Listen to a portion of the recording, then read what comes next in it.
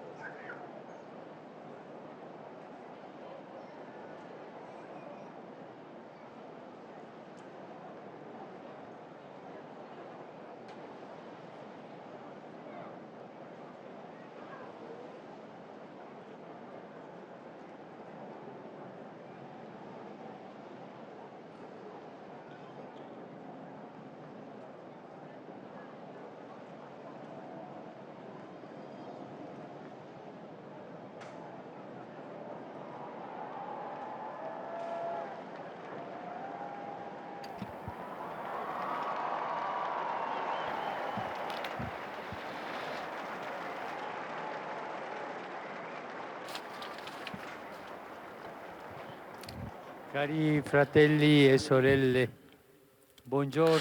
Chers frères et sœurs, bonjour. Dans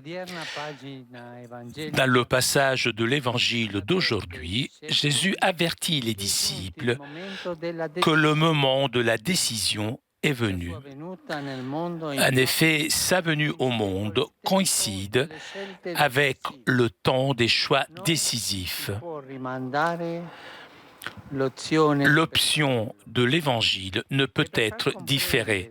Pour mieux comprendre, pour faire comprendre son appel, le moment décisif, donc, il utilise l'image du feu qu'il est lui-même venu apporter sur la terre. Et il dit: je suis venu apporter un feu sur la terre, et comme je voudrais qu'il soit déjà allumé.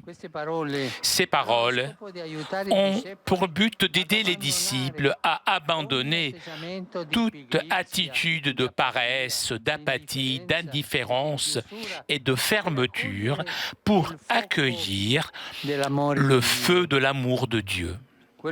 Cet amour qui, comme le rappelle saint Paul,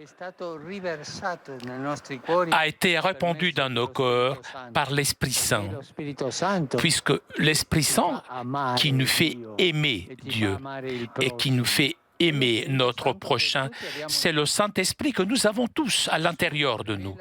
Jésus révèle à ses amis, et nous aussi donc, son désir le plus ardent: porter sur la terre le feu de l'amour du Père, qui allume la vie et grâce auquel l'homme est sauvé.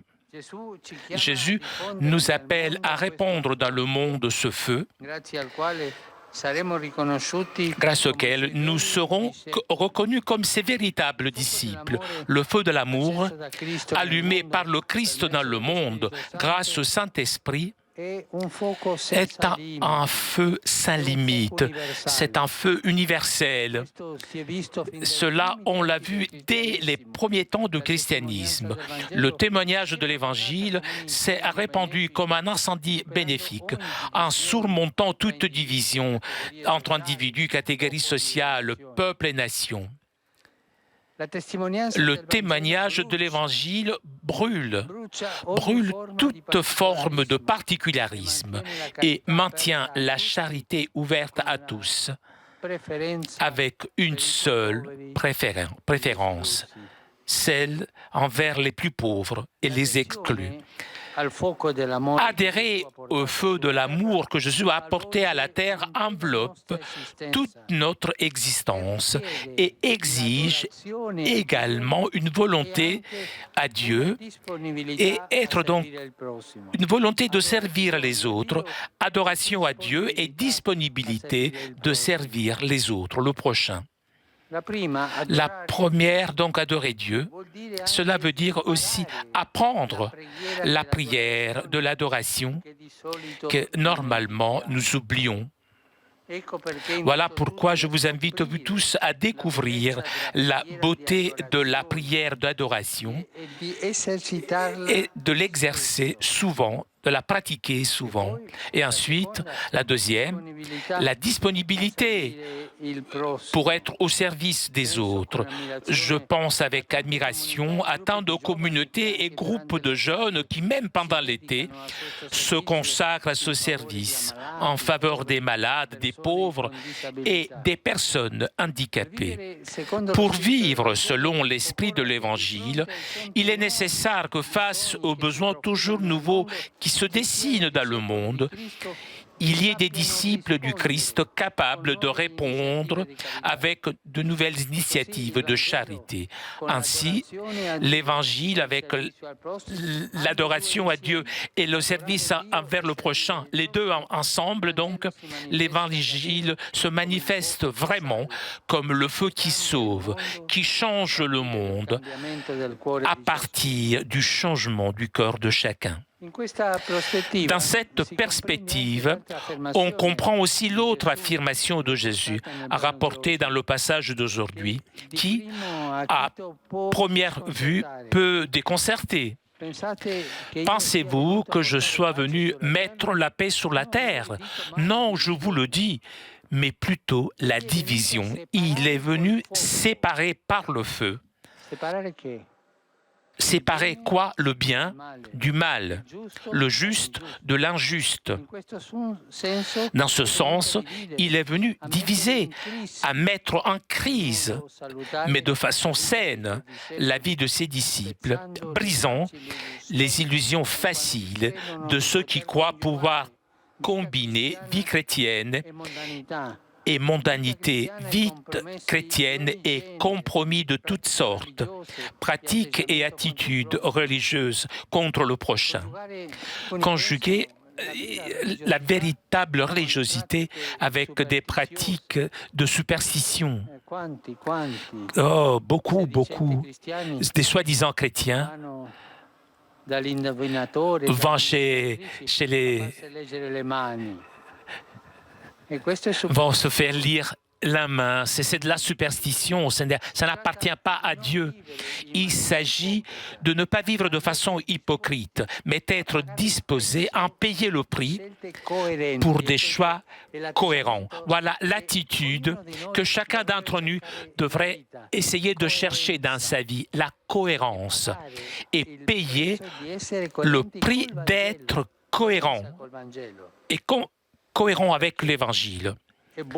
Parce qu'il est bon de s'appeler chrétien, mais il faut surtout être chrétien dans des situations concrètes, témoignant l'Évangile, qui est essentiellement l'amour pour Dieu et pour nos frères. Que Marie très sainte nous aide à laisser purifier notre cœur par le feu apporté par Jésus et le propager avec notre vie par des choix décisifs et courageux.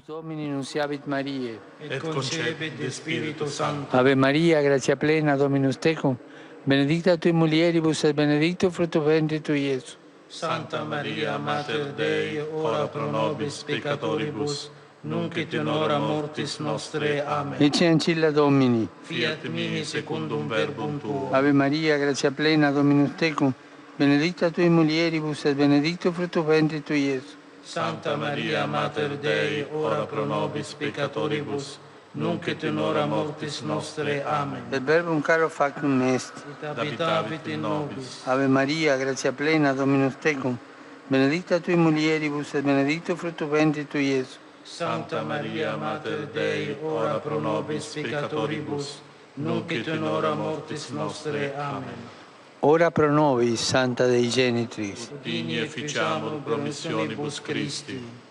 Gratiam Tuam quesumus Domine mentibus nostris infunde, ut qui angelo nunziante Christi Filii Tui incarnationem coniovium, per passionem eius et crucem, a resurrectionem gloriam perducamur, per Christum Dominum nostrum. Amen. Gloria Patri et Filio et Spiritui Sancto. Sic ut erat in principio et nunc et semper et in saecula saeculorum. Amen. Gloria Patri et Filio et Spiritui Sancto. Sic ut erat in principio et nunc et semper et in saecula saeculorum. Amen. Gloria Patri et Filio et Spiritui Sancto. Sic ut erat in principio et nunc et semper et in saecula saeculorum. Amen.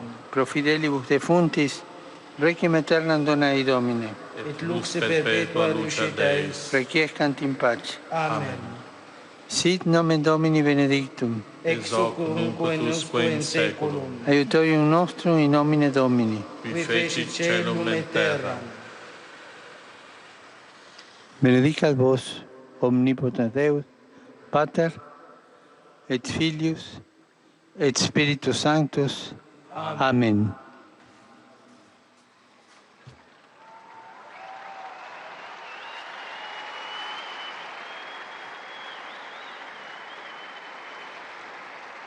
Cari fratelli e sorelle, Chers frères et sœurs, rivolgo un cordiale saluto a tutti voi, fedeli romani. je salue cordialement vous tous, fidèles romains et pèlerins venus d'Italie et de différents pays. Tout particulièrement, je salue le groupe Divino Amore venu du Canada, les scouts de Rio de Loba au Portugal et les fidèles polonais.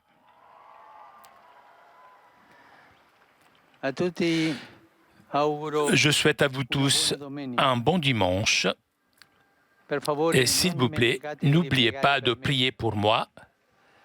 Buon pranzo et arrivederci. Bon déjeuner et au revoir.